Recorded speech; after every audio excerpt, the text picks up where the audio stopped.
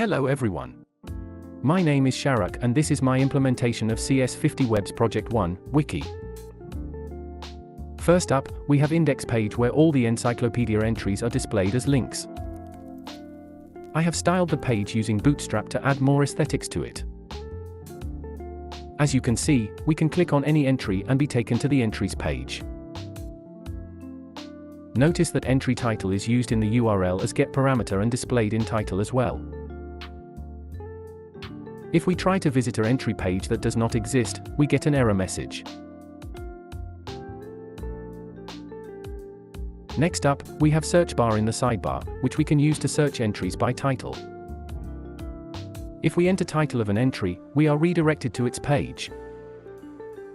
And if exact match of title is not found, then we are taken to the search page where a list of entries, having search query as the substring of their titles, are displayed. Next up, we have create entry page, where we can enter title and content of a new entry to create it. This form is created using Django Forms, which helps in client-side validation as well as server-side validation. The title field is designed to only accept alphanumeric input. If an entry exists with same title as this one, an error message is displayed. Otherwise, the entry is saved to disk in Markdown format and we are redirected to its page. Next up, we have edit entry page. Whenever we visit an entry page, we are presented with an edit button and a delete button. Edit button takes us to a new page where we can edit that entry's content.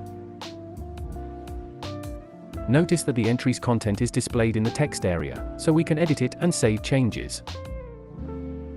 Now, we can save it using Save Changes button and be redirected to that entry's page. Next up, we have Random Entry button, which is displayed in the sidebar. The main responsibility of this button is to display a random entry from entries list. It ensures that the entries are not repeated back to back.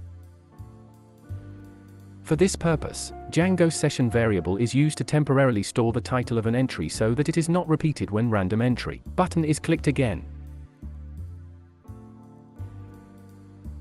Lastly, for HTML to Markdown, I have used Python Markdown 2.